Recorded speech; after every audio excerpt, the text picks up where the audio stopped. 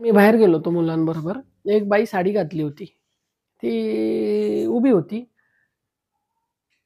तिची मुलं काहीतरी दुकानात गेले होते.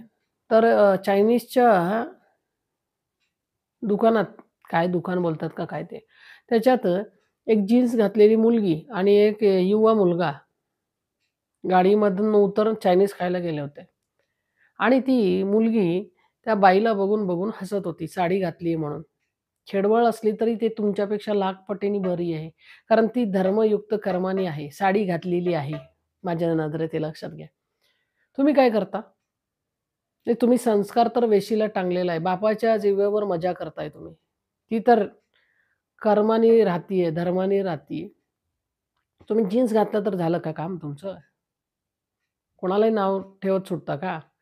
ती तुमच्यासारखी नाहीये ना, म्हणून आज दैवत्व तिच्याबरोबर आहे. तुमच्याकडे पैसा असेल, पण ते काही उपयोगाचं नाहीये. आज ना उद्या त्याचा दंड तुम्हाला मिळणारच. का मिळणार आहे? कारण मी सगळीकडे बघत चाललेलं आहे. आणि परत त्या मुलाला बोलती ती खाता-खाता, "हे बघ ती बाई साडीवर उभी आहे."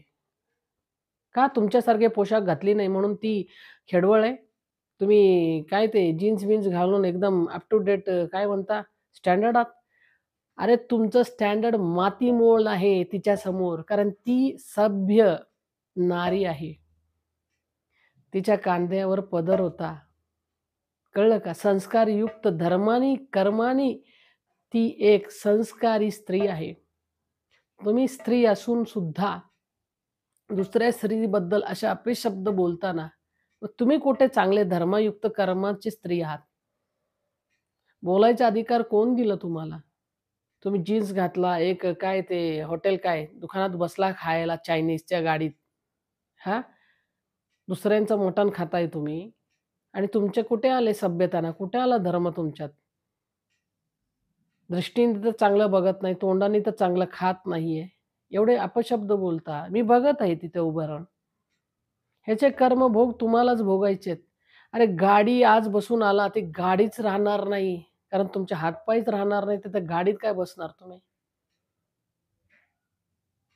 म्हणून बोलताना फार विचार करून बोला. कोणाचे पुण्यकर्म किती आहे तुम्हाला माहिती आहे का? त्याचे प्रारब्धच तुम्हाला भोगायला लागतंय.